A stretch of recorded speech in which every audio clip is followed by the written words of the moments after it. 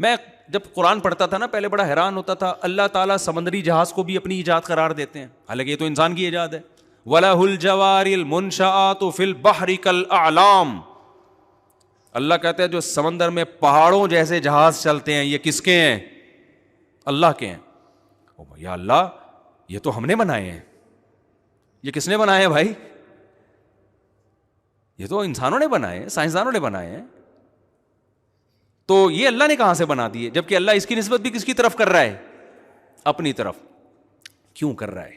یہ لوہا کس نے بنایا بھائی؟ اللہ نے بنایا, جس میں پگھلنے کی صلاحیت ہے. پھر سمندر, پانی کا کام ہے ڈبونا. سمندر کے اندر یہ صلاحیت کہ اتنے زیادہ ویٹ کو اپنے سینے پہ اٹھا لے, پانی کے اندر یہ صلاحیت کس نے پیدا کی ہے؟ اللہ نے. پھر وہ ہوائیں جو اس بڑے سے بڑے جہاز کو دھکیلتی ہیں یہ کس نے پیدا کی ہیں؟ اللہ نے. پھر وہ ڈیزل, پہلے ہواؤں سے چلتے تھے اب ڈیزل سے چل رہے ہیں جہاز, وہ ڈیزل زمین کی رگوں میں کس نے پیدا کیا؟ بولو نا, اللہ نے پیدا کیا. وہ پیٹرول جو اس خام مال سے پیٹرول نکل رہا ہے, گریس نکل رہا ہے, ڈیزل نکل رہا ہے, مٹی کا تیل نکل رہا ہے, بیسیوں قسم کی چیزیں نکل رہی ہیں. ایک چیز بھی انسان نے نہیں بنائی ہے, ساری کس کی بنائی ہوئی ہیں؟ اللہ کی بنائی ہوئی ہیں. اس لیے اللہ یہ کہنے میں سورہ رحمان میں حق بجانب ہے, وَلَهُ الْجَوَارِ الْمُنْشَآتُ فِي الْبَحْرِ كَالْأَعْلَامِ, جو پہاڑوں کی طرح جہاز ہے نا جو تمہاری تجارت کا ذریعہ ہے.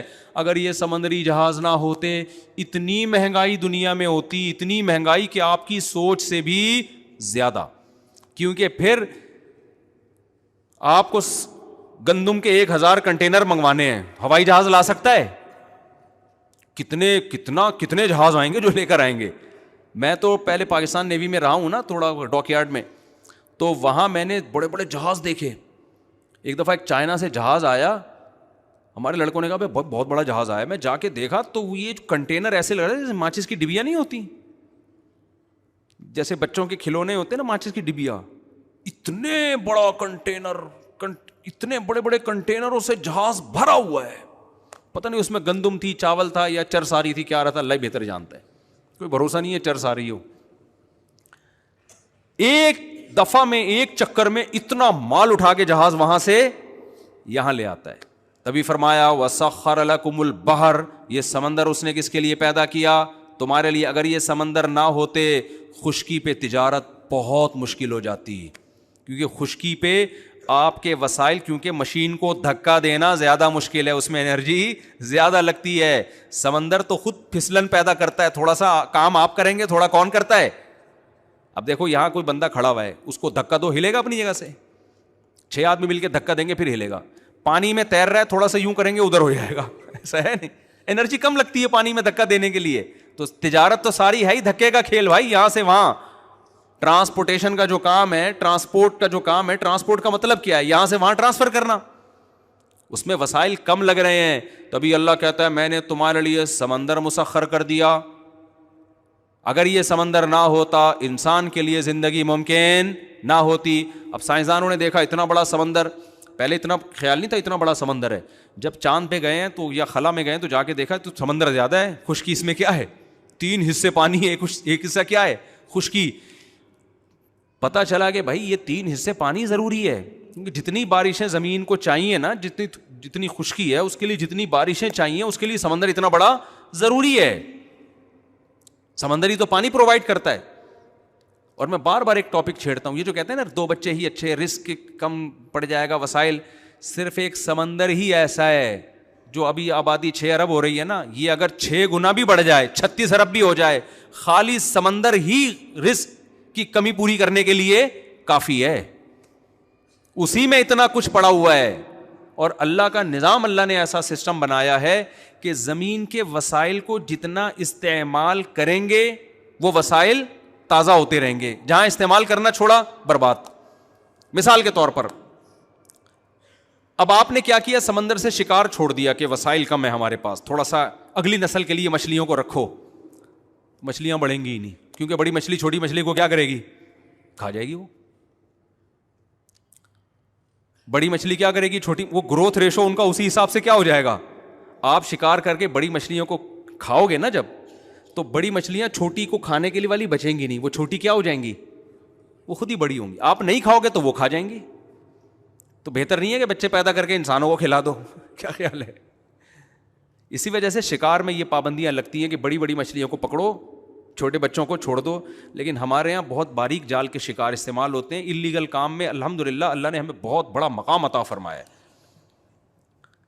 یار تم بڑا جال لگا لو, بڑی مچھلیوں کو کھا جاؤ, چھوٹیوں کو بڑا ہونے دو, وہ کل کھا لینا ان کو. لیکن نہیں, میں تو گیا ہوں نا شکار پہ, سمندر میں جاتا رہتا ہوں, مچھیرے سارے اللیگل کام کر رہے ہوتے ہیں. اتنا چھوٹا جال لگاتے ہیں کہ آپ کو مچھلیاں چاہیے اور اس میں مچھلی کے علاوہ بھی 20 قسم کی مخلوق جو کل مچھلی کی خوراک بنتی وہ بھی نکلتی ہے, اور اس کو آپ باہر پھینک کے ختم کر دیتے ہو.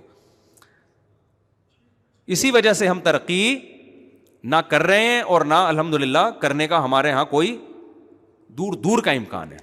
جاپان کا تو ہم نے بڑا سنا ہوا ہے نا دنیا میں. جاپانوں ان میں ایک مذہب نہ ہونے سے تو تباہ ہو گئے وہ لوگ. مذہب نہ ہونے سے تو وہ بیچارے اتنا کچھ کر کے بھی, لیکن کچھ کوالٹیاں دنیا کی قوموں میں بہت زیادہ ہے. اللیگل کام کا تصور نہیں ہے.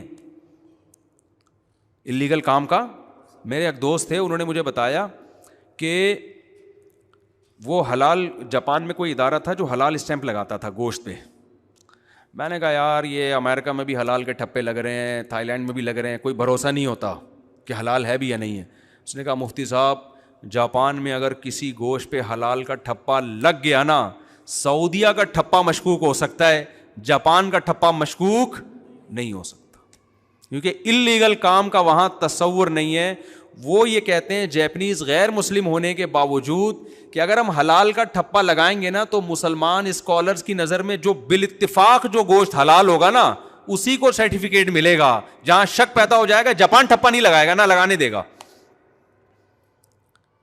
کاش ہم لوگ بھی قانون کے معاملے میں ایسے ہو جائیں. ہمارے ہاں اللیگل, ایک دفعہ میں شکار کے لیے گیا, وہ کیا کر رہے ہیں, بندوق سے گولی مار رہے ہیں یا کرنٹس دے کے نا نہر پہ شکار کر رہے ہیں. مجھے انہوں نے بتایا کہ یہ اللیگل ہے. میں نے کہا اللیگل ہے تو کیوں کر رہے ہو؟ کہہ رہے ہیں یار چھوڑو, لیگل اللیگل سے کیا ہوتا ہے. ہو کیا رہا تھا, جب وہ کرنٹ سے مار رہے ہیں, آپ کو کھانی مچھلی ہے اور ہر مخلوق رہی ہے پانی کی, جو پانی میں زندگی برقرار رکھنے کے لیے ضروری ہے. تو یہ قانون تو بھائی آپ ہی کے فائدے کے لیے ہے نا, کیوں اللیگل کام کر رہے ہو؟ نبی صلی اللہ علیہ وسلم نے فرمایا جس نے بلا وجہ چڑیا کو مارا, کھانے کے لیے نہیں ویسے ہی, اس نے بھی گناہ کیا. تو آپ نے کھانی مچھلی ہے اور ایک مچھلی کے چکر میں آپ سینکڑوں جانوروں کو ہلاک کر رہے ہو, جس سے مچھلیوں کی خوراک ختم ہو رہی ہے. تو یہ نقصان دہ ہے یا نہیں ہے؟ تو یہ اس بات کو ہمیں ایک دوسرے کو تکرار کرنا چاہیے, پھیلانا چاہیے. بھائی جو قانون ہمارے فائدے کے لیے بنا ہے ان قوانین کو ہمیں فالو کرنا چاہیے. یہ صرف حکومت کا حکم نہیں ہے, یہ ہمارے مذہب کا بھی حکم ہے. اللہ میاں نے جب ان مخلوقات کو ہمارے لیے پیدا کیا ہے اور کھانے کے لیے پیدا کیا, تو تمیز سے کھا لو گے تو کھاتے رہو گے, بدتمیزی کے ساتھ کھاؤ گے تو رزق کی کمی ہوگی. پھر الزام کس کو دو گے؟ اللہ کو. وہ اللہ کو الزام نہیں ہے. دیکھو آپ کے گھر میں 6 کوفتے پک رہے ہیں, کھانے آپ نے 2 ہیں, پھر کوفتوں کی کمی ہو جاتی ہے تھوڑے دنوں میں, پکتے ہی نہیں ہے. تو اس کا مطلب کہ اللہ نے کوفتے پیدا کرنے کم کر دیے ہیں؟ بھائی آپ تمیز سے کھا نہیں رہے ہو, آپ ضائع کر رہے ہو اس کو.